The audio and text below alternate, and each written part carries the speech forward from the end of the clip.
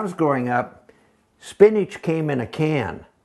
I mean, and it looked like what's in the can, and you put it in a saucepan, you heat it up, you add a little butter, you put it in a bowl, you add a little more butter, you add vinegar and a lot of pepper and salt, and you ate it, and it was wonderful. And when I saw spinach like this, I thought, what are you talking about?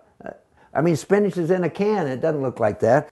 I had no knowledge of and was totally skeptical of any other alternative medicines or alternative thought processes about what to do regarding illness. If you were ill, you went to the doctors and you went to hospitals, and that was the common course that I understood and appreciated and was knowledgeable of. Since I got ill and was told I'm terminal and had a very short period, a couple of months or something, I mean, I thought, oh my gosh, well, there are no medical procedures that they recommended for me. No chemo, no radiation therapy, of which I was very concerned about even considering in the first place. There were no alternative medical procedures to extend my life or save my life, and no cure. Basically, I wasn't sure what to do, so I even went further to go to Fred Hutchinson in Seattle to talk with them about this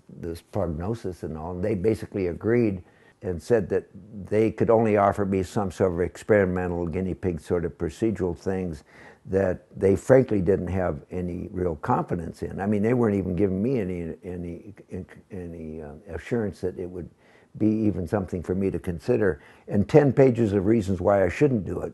Then, out of the blue, unending friends and family and others were coming to me with alternative medicine options and bringing me pills and considering and emails of procedural things that were going on in Germany, and these are cancer cures, and they had unending ideas and alternative suggestions and so on. And I'd never set foot in a health food store in my life, and all of a sudden I'm wandering around in there, looking around and trying to find alternative pills and options that they offer that had been suggested to me by friends and family.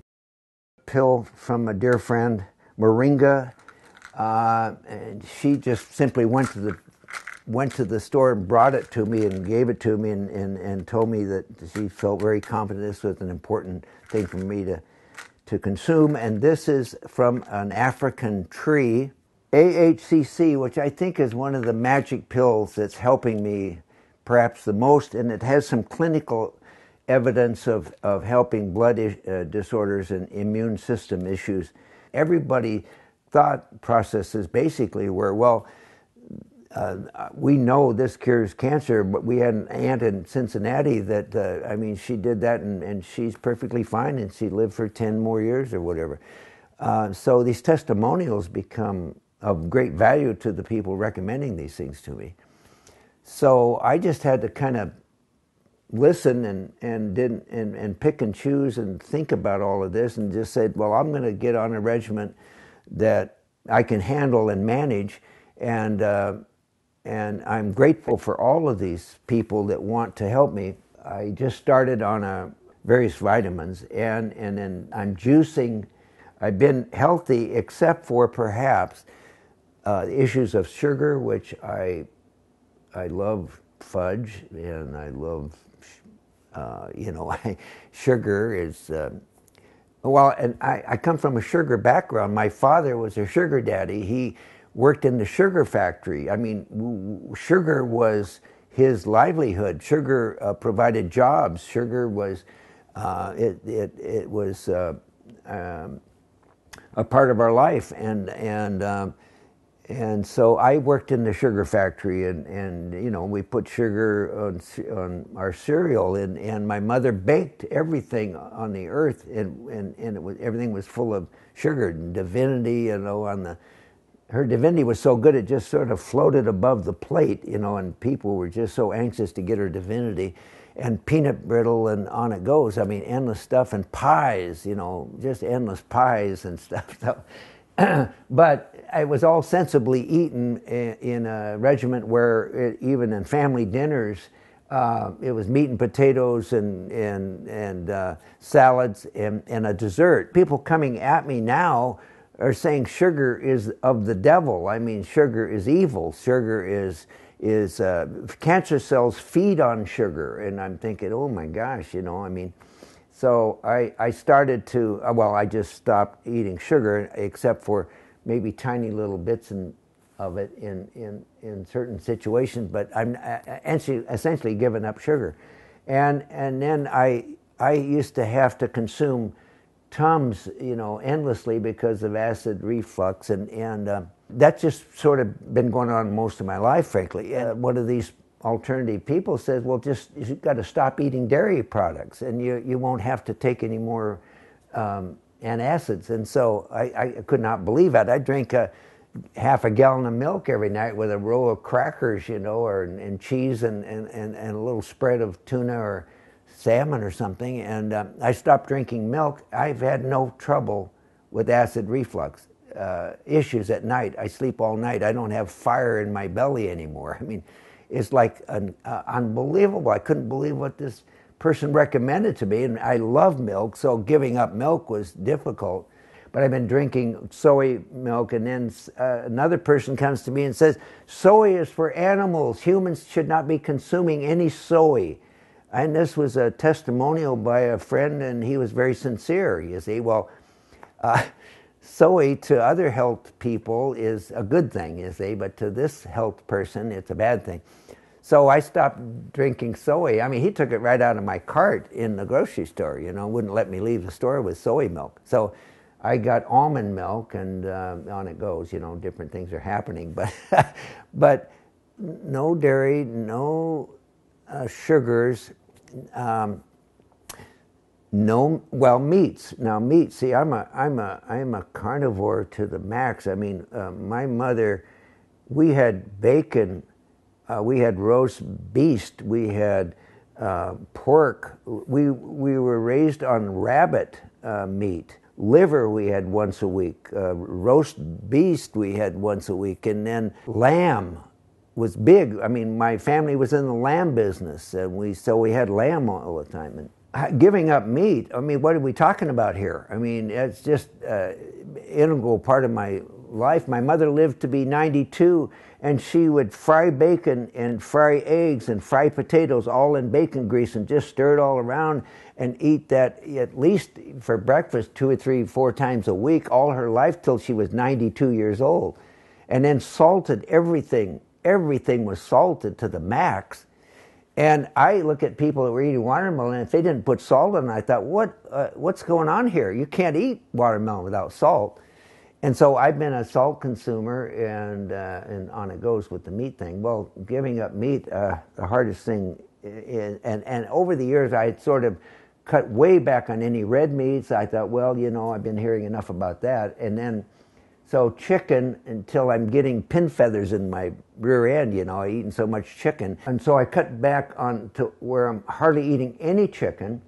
And then eating hardly any meat at all, no red meat, and then fish. Okay, fish is safe. Well, so I eat salmon, and then I just started, I get smoked mackerel from the mom's Russian, Ukrainian food store, and I fillet it out and I broil it. It's an oily fish like salmon, very high in omega-3. And then I crisp it up in there, and it is one of the most amazing fish I've ever eaten. It's just beyond good. It's unbelievable. And well, then I go and I'm reading another health food magazine that says no animal fats, period. No chicken, no fish, no nothing. I mean, it's a vegetarian speaking or something. I mean, he's just saying, you can't eat fish, you can't eat chicken. So now I don't know what to do. I've got to stop even with the little bit of chicken and fish that I eat, and the salmon, which I love. So I'm just, anyway, so the juicing and this minimizing of these other things, I've gone, I think September, October, November, December, January. I think January 8th, I'm 5 months from the 2-month diagnosis. And when I saw the doctor at 3 months, she was just astounded at how good looking I am, or looking good, I think she said. And then she was kind of like shocked that I was even there, because she had assumed I wouldn't make it after she gave me the diagnosis, even on the drive back to Soap Lake. I mean, when you say you're going to survive 2 months, that means that might be 2 days, because you don't tell somebody 2 months if they've got 6 months or a year. You tell them they've got 6 months or a year. You don't say 2 months. I mean, that just means, wow, I mean, that's it. Well, already 5 months, so something is going on. And of course, the doctors are hardly ever right about these prognoses, although they can be and probably are more accurate than anybody else can come up with, but they're not always right, and then things change, and who knows what's going on. Which pill that I'm taking is helping me over which pills that I'm, the other pills that are maybe not doing me any good at all. And then is the juicing, the only thing I can figure out about juicing is that it allows you to consume more carrots and kale and spinach than you could normally consume in the raw, so to speak. You can drink, a quart of vegetables easier than you can eat a quart of vegetables or something. So there's something good going on, and it's attitude, and it's loving life, and it's thinking good thoughts and not dwelling on your illness. I think that's probably a terrible mistake. You could just hover in your bed all day and think bad thoughts and so on. And the other side of all of that is that I'm fortunate to have a very minor amount of pain and suffering. I'm not in a terrible place from that standpoint. So I have terrible weakness. I mean, not to where I can't get around and do things, but I'm very, very weak compared. I've always been very strong and very, very. I mean, I never went anywhere that I didn't run everywhere I go, and I cannot do that now.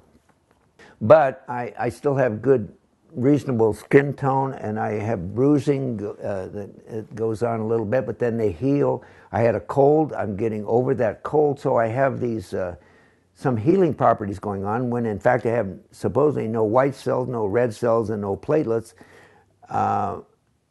Those elements may be improving slightly or something to keep me from totally deteriorating or expiring. I didn't expect to live to Thanksgiving, and then everybody shows up. I have 40 family members at Thanksgiving at my brother's home, which was beyond wonderful. And I thought to myself, there is nothing on this earth more important than friends and family. I mean, everything else is simply doesn't have any real relevance to your life as much as your friends and your family. You want to see me juice?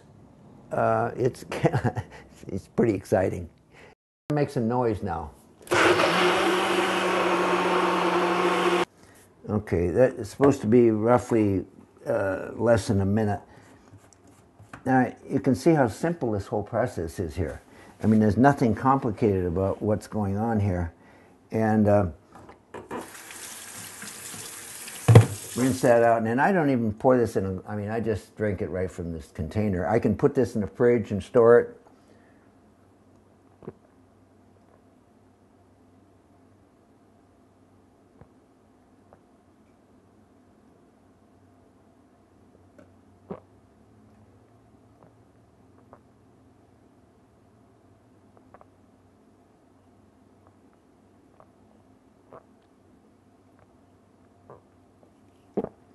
Ah.